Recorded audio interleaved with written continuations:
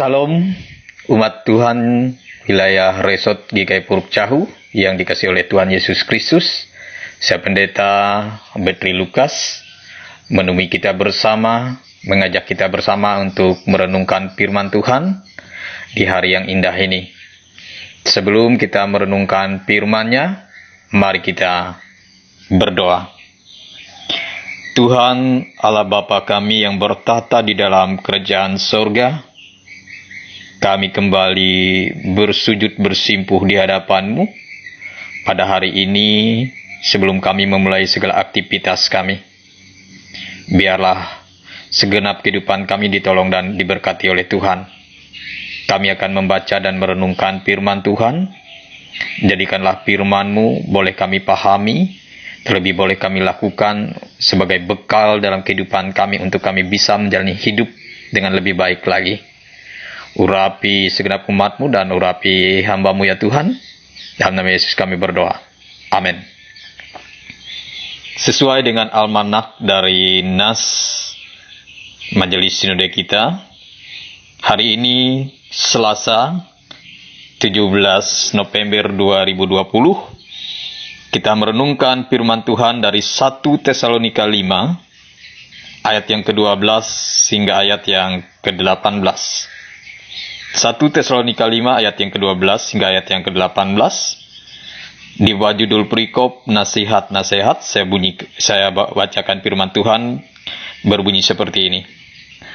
Kami minta kepadamu saudara-saudara, supaya kamu menghormati mereka yang bekerja keras di antara kamu, yang memimpin kamu dalam Tuhan dan yang menegur kamu, dan supaya kamu sungguh-sungguh menjunjung mereka dalam kasih karena pekerjaan mereka. Hiduplah selalu dalam damai seorang dengan yang lain. Kami juga menasihati kamu, saudara-saudara. Tegurlah mereka yang hidup dengan tidak tertib. Hiburlah mereka yang tawar hati. Belalah mereka yang lemah. Sabarlah terhadap semua orang. Perhatikanlah supaya jangan ada orang yang membalas jahat dengan jahat, tetapi usahakanlah senantiasa yang baik terhadap kamu masing-masing dan terhadap semua orang. Bersukacitalah senantiasa, tetaplah berdoa, mengucap syukurlah dalam segala hal, sebab itulah yang dikehendaki Allah di dalam Kristus Yesus bagi kamu. Demikian firman Tuhan. Yang berbahagia kita mendengar firman-Nya dan memeliharanya. Bapak, Ibu, Saudara yang dikasihi oleh Tuhan Yesus Kristus, saya memberikan judul renungan di hari ini. Saya beri judul dengan sebuah judul, Elegannya Hidup Orang Percaya. Sekali lagi, elegannya hidup orang percaya. Saudara-saudara yang dikasihi Tuhan Yesus Kristus, mari kita ucapkan syukur atas hidup kita. Kita hidup tentunya bukan sekedar hidup. Karena jika kita hidup hanya sekedar hidup, maka babi di hutan pun hidup. Demikian kita mengisi hidup dengan kebaikan, perjuangan, dan bekerja sedemikian rupa. Dalam bekerja juga kita tidaklah bekerja sekedar bekerja. Karena jika kita bekerja, sekedar bekerja, maka monyet di hutan juga bekerja. Jadi apa bedanya kita jika kita melakukan semuanya sekedar saja? Kita perlu memperbaiki diri. Kita perlu membangun kehidupan ke arah yang lebih baik. Sehingga kita tidak berada dalam kondisi stagnan. Tetapi ada sebuah perbaikan, ada peningkatan, bahkan ada pembaharuan. Untuk itulah Paulus memberikan wejangannya kepada jemaat Tesalonika. Mendekati penutup suratnya, ia memberikan nasihat-nasihat bagi umatnya. Paulus ingin kehidupan jemaat terus diperbaiki, dibangun, dan dibaharui. Tentu juga Bapak Ibu Saudara, ini mengajar kita juga untuk terus memperbaiki dan membangun kehidupan kita. Kita tidak boleh menjadi orang percaya yang begitu-begitu saja. Kita harus mengarah kepada kehidupan yang lebih baik dan lebih baik lagi di hadapan Tuhan. Apa saja hal yang patut kita cermati sebagai cara kita membangun kehidupan. Kehidupan yang anggun, kehidupan yang elegan, yang disampaikan firman-Nya, yang tadi sudah kita baca dan dengarkan bersama. Yang pertama, saya mencatat, jadilah kita orang yang mau dibangun dan dibaharui. Sekali lagi, jadilah kita orang yang mau dibangun dan dibaharui. Hal ini bisa kita lihat yang dikatakan oleh firman-Nya dalam ayat yang ke-12 dan ayat yang ke-13. Paulus ingin kita menghormati dan mengasihi orang-orang yang bekerja keras bagi kita. Kita diajarkan untuk mengasihi mereka yang berani menegur kita. Saudara-saudara, ada banyak orang tidak menyukai jika ada orang yang memberikan nasihat supaya hidupnya berubah. Banyak orang tidak terima jika orang lain memberikan masukan supaya hidupnya berubah lebih baik lagi. Bisa saja mereka tersinggung, bahkan berkata, urus saja dirimu sendiri, nggak usah urus orang lain. Mengapa demikian? Karena mereka mungkin merasa diri lebih tua, merasa diri lebih hebat, merasa diri lebih berkuasa. Pokoknya merasa lebih dan lebih, sehingga saat ditegur, dinasihati, dipimpin oleh orang lain, ingin diperbaiki oleh orang lain, tidak diterima. Nah, pada saat ini, saya mengajak kita, mari kita belajar, sekiranya ada orang yang memberikan nasihat bagi kita. Renungkanlah nasihat itu dengan baik. Jika perlu, kita ikuti nasihat atau pimpinan mereka. Yang dimaksudkan yang bekerja keras dalam memimpin kita dalam firman-Nya dalam ayat yang ke-12-13 tadi, bisa saja mereka adalah pelayan Tuhan, para pendeta, penatua, diakon, majelis. Bisa saja mereka juga adalah sahabat kita, keluarga kita, rekan sekerja kita, dan orang-orang lain di sekeliling kita, yang tidak menginginkan hidup kita terjerumus, tidak menginginkan hidup kita berada dalam kehidupan yang menyakitkan atau penderitaan, maka mereka bersedia menegur kita. Oleh sebab itu, mari kita belajar. Mari kita belajar untuk berani menerima teguran demi perbaikan dan pembangunan hidup kita. Yang kedua, jadilah kita juga orang yang menjadi pembawa perubahan kepada orang lain. Sekali lagi, jadilah kita juga menjadi orang yang membawa perubahan kepada orang lain. Jika bagian yang pertama tadi kita diajar untuk bisa menerima teguran, nasihat, dan pimpinan orang lain bagi kita, maka bagian kedua ini adalah sebaliknya. Saat kita melihat ada orang yang salah, ada orang yang perlu ditolong, perlu orang yang perlu dihibur, diperbaiki, dan dibangun kehidupannya, apakah yang akan kita lakukan? Apakah kita hanya diam saja? Atau kita biarkan saja? Nah, Bapak Ibu, firman Tuhan dalam ayat 14 dan ayat yang ke-15 menginginkan kita untuk memberikan bantuan dan menolong mereka. Kita dituntut untuk memberi teguran, untuk menghibur, menasihati mereka, membela mereka. Tentu saja kita bukan dalam rangka untuk menemukan kesalahan orang lain lalu habis-habisan mencela kesalahan mereka. Namun tujuan kita adalah murni untuk mereka bisa berubah dan agar mereka menjadi lebih baik. Kita harus melakukan semuanya dengan penuh kasih kepada mereka. Jadilah pembawa perubahan kepada kehidupan orang lain di sekitar kita.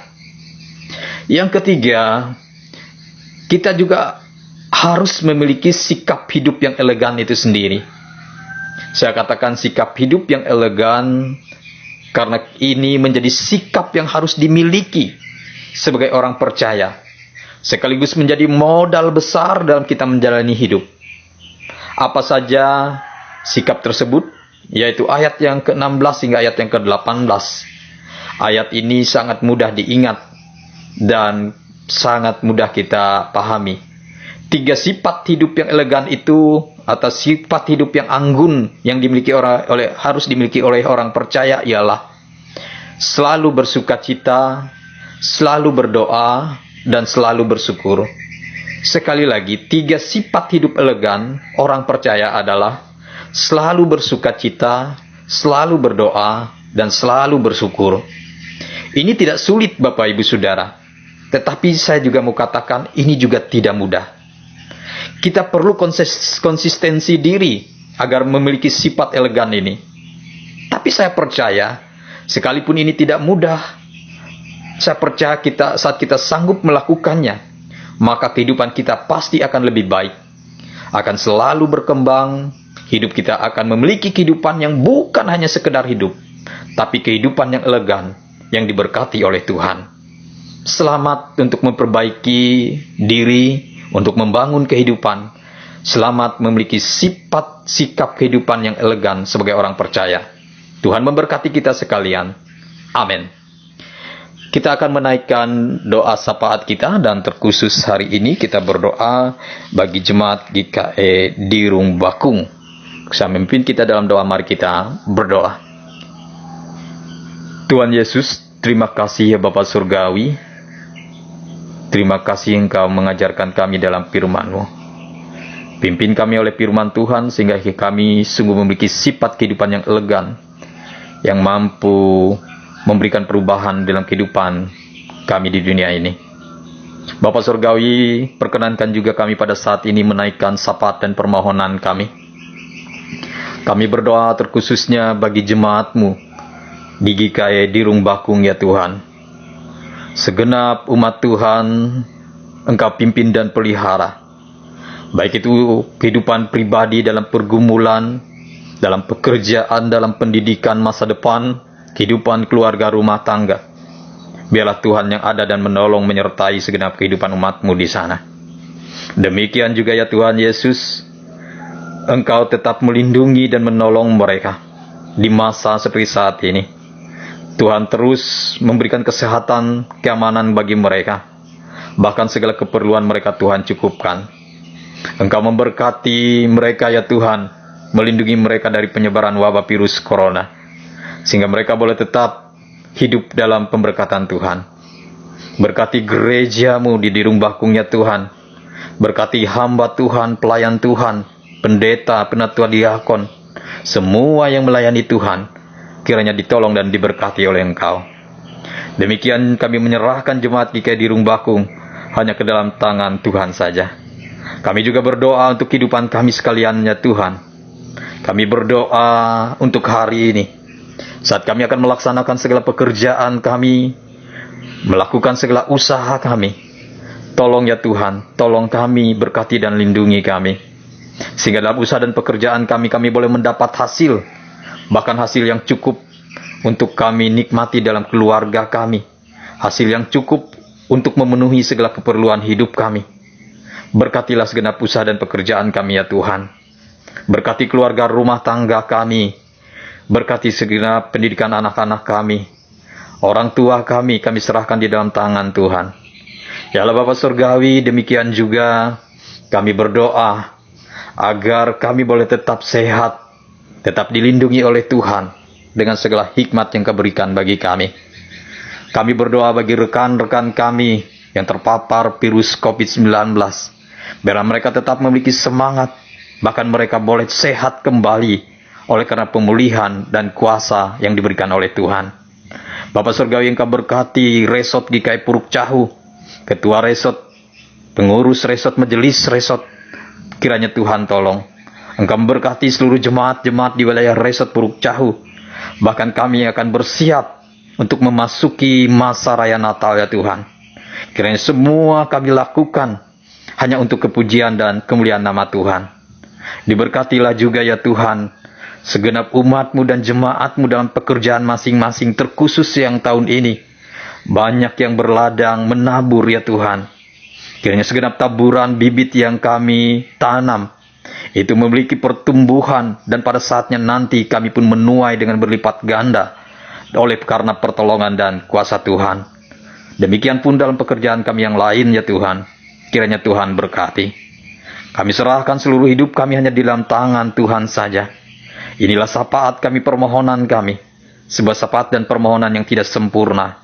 Oleh sebab itu kami sempurnakan di dalam nama Kristus Yesus Juru Selamat kami, yang mengajar kami berdoa bersama-sama. Bapa kami yang ada di sorga, dikuduskanlah nama-Mu. Datanglah kerajaan-Mu. Jadilah kehendak-Mu di bumi seperti di sorga. Berikanlah kami pada hari ini makanan kami yang secukupnya. Dan ampunilah kami akan kesalahan kami, seperti kami juga mengampuni orang yang bersalah kepada kami. Janganlah membawa kami ke dalam pencobaan, tapi lepaskanlah kami daripada yang jahat. Karena Engkau punya kerajaan, kuasa dan kemuliaan sampai selama-lamanya. Amin. Terima kasih, Tuhan memberkati. Memberkati engkau dan melindungi engkau. Tuhan menyinari engkau dengan wajah-Nya dan memberi engkau kasih karunia.